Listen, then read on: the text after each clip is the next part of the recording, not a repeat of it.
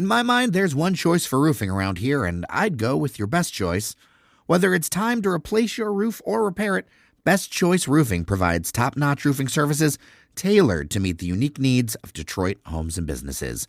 They serve the region and inside the city of Detroit, too. You can find out more at bestchoiceroofing.com/Detroit. That's bestchoiceroofing.com/Detroit, or call 313-474-7031.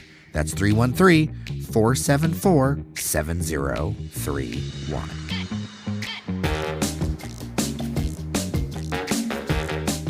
Metro Detroit is getting not just one, but two new Asian food halls, one in Clawson and one in Novi. For your Daily Detroit on January 27th, 2025, we're going to talk about this Noble Village concept and the road ahead. I'm J.R. Stays, and let's just jump into that conversation. Joining me at the studio at Tech Town is Doran Brooks, the Director of Business Development for the Noble Village Group. And foodies, you are going to want to listen to this because there's some big developments happening across Metro Detroit with one of the more loved brands and storied brands of late in the area. Well, Doran, welcome to Daily Detroit. Good to see you. Good to see you. Thank you. So I think a lot of people might know about Noble Fish. Let's start there because that's a name so many people know. Noble Fish has been around for a minute, right? And this is the genesis of some of the things that are happening. Yeah, Noble Fish has been in business for 40 years. We actually celebrated our 40th anniversary in 2024, so it's been around for quite a while. 40 years of success. You're building on it for these new plans for Noble Village. Yes. Which is going to be a 12,000 square foot Asian food hall. Let's talk about it. Correct, yeah. So we took this inspiration from some of the other markets around the country. Food halls are very popular in New York City, Chicago, on the West Coast. Mm-hmm. And so we wanted to kind of take inspiration from that and build something similar in the Detroit community. And we have this business that's been around for 40 years, and we decided that we were going to build a food hall, an Asian food hall concept. So bring in our brands that we have right now that the community loves and actually add more to that facility. One of those brands has boxes that are sitting on the studio table right now called White Wolf. Let's talk about that for a minute. Yeah. So White Wolf Japanese Patisserie, I was actually the founder of that. I opened that 5-6 years ago now. And it's a Asian, Japanese, French kind of combo patisserie. So there's bakery items, croissants, really cool cafe with some really interesting drinks on the menu. You have traveled the world. Correct. Yeah. So let's talk about it because this is fascinating to me. Yeah, I mean, I'm originally from San Francisco Bay Area. I was born and raised in Oakland. And then when I was 17, my father moved us back to his hometown in Australia. So lived there for many years. I actually ended up going to culinary school there. And then from there, I just left home when I was 21 and decided to just travel the world. Ended up in New York City, in Boston, Japan, Korea, Chicago, a bunch of different places. So kind of took jobs wherever I could and just learned as much as I could over the years.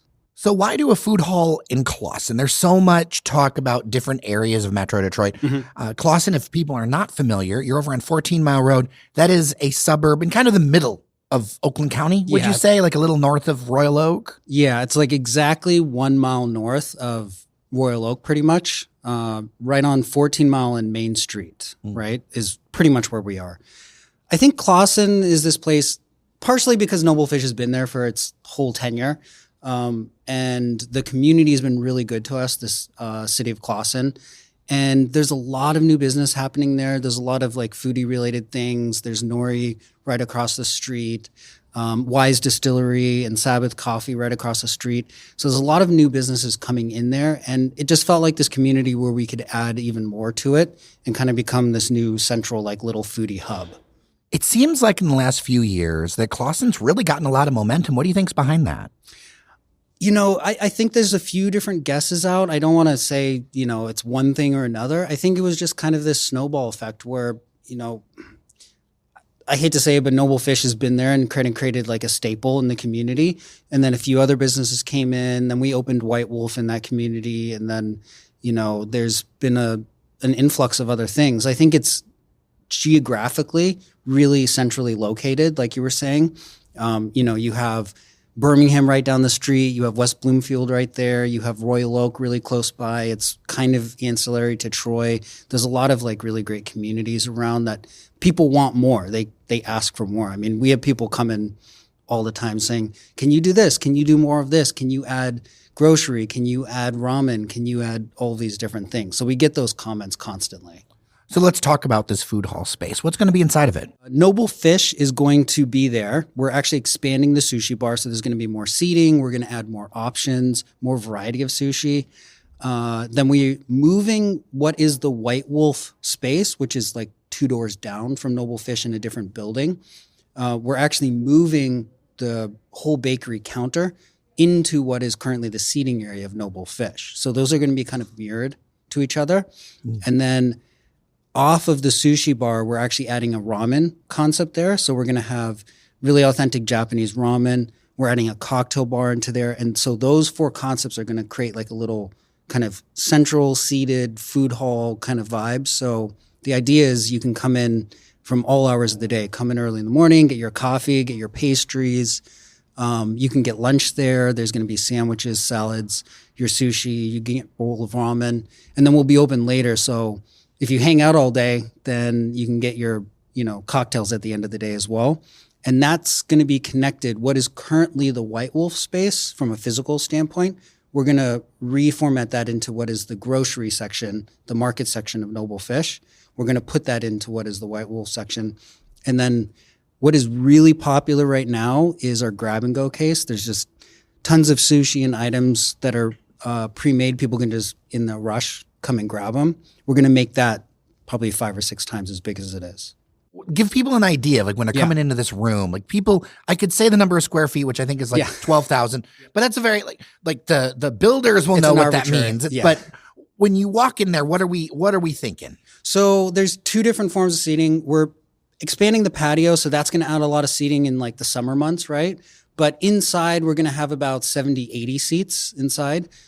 We found that a large majority of our business is grab and go, so people come and take out. So that, I think, will suffice a lot of what we have during the winter months, right? And then in the summer, there's going to be close to 150 seats in total. This isn't Noble Fish going away or being any secondary. This is almost like a different way to present part of it as part of this food hall. Is that making sense? Yeah. And I'm glad you bring that up because that was kind of the idea behind Noble Village, right? If you think of a village, you go to a village somewhere, right? Mm-hmm. A village is a place where you find all the little shops, right? You have your little cafe, you have your retail store, you have all these different things all in this little community village downtown.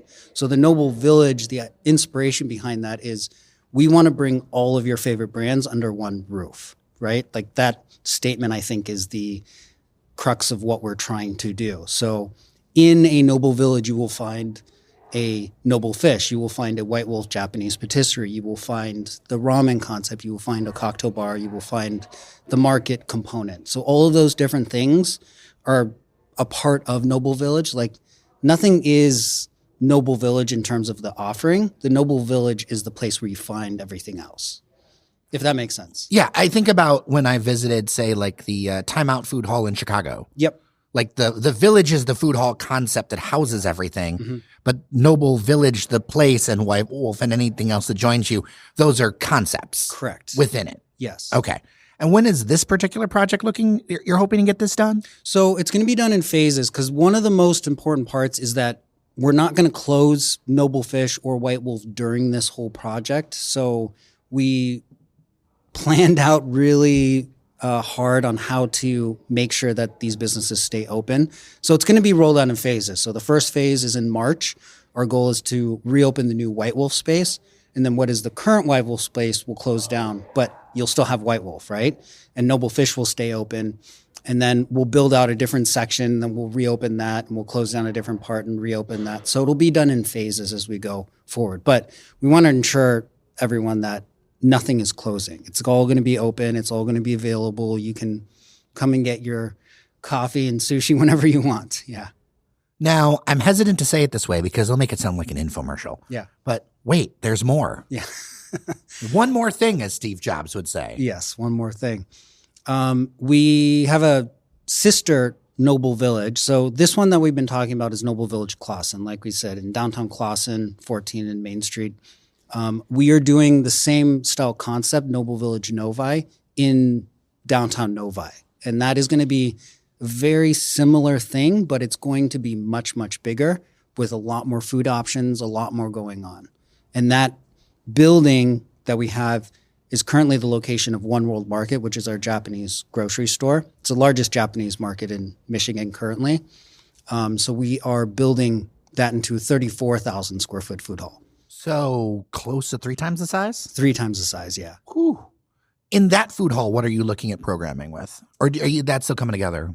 No, we have everything decided, which is really exciting.